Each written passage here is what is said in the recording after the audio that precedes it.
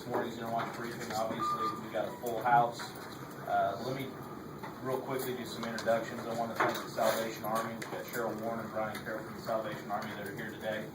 From the Red Cross, we have Marina Sarson, Brian Sandin, and Janae Unruh, as well as members from KBI, and I'll introduce the head table here in just a second. Sharon DeGraff from the City of Wichita's Law Department, and Laura Rendless from 911 Communications. We are all here on behalf of what happened last week, and if there's questions that you have of the individual agencies, we thought it would be helpful to have them all here.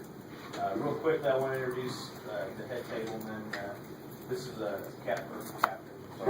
Sheriff Jeff Easter of the Sedgwick County Sheriff's Department.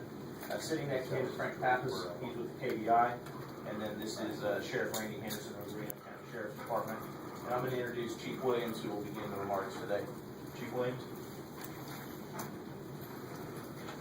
I'd like to say good morning to each and every one of you. Before I make my remarks, I just want to first acknowledge the American Red Cross for their efforts to help us in finding locations for those families that were displaced over the last 30 hours of that event. Also want to acknowledge the Salvation Army's disaster relief, because they were invaluable when it comes to providing refreshment, whether it be water, Gatorade, sandwiches, you name it. They were invaluable to make sure that the members that were out there doing this event had plenty of nourishment to keep them focused on things as we dealt with this situation.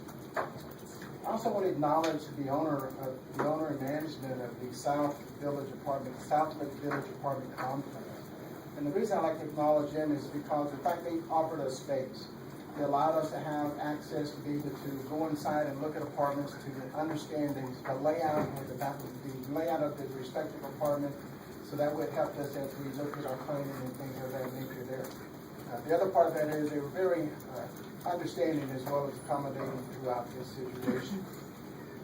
The other thing sometimes getting lost in an event of this nature is the humanistic aspect of it. What I mean by that is we had several residents there that, just like our partners with the American Red Cross and the Salvation Army citizens, were also providing support and assistance as far as refreshment.